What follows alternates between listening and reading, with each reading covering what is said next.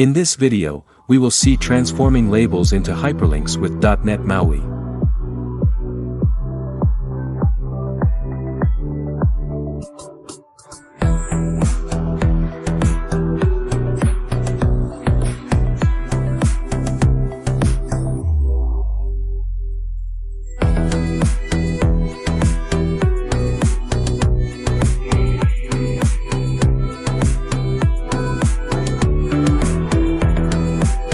Here, we will have the label control with tap gesture event with launcher function to open the specific URL.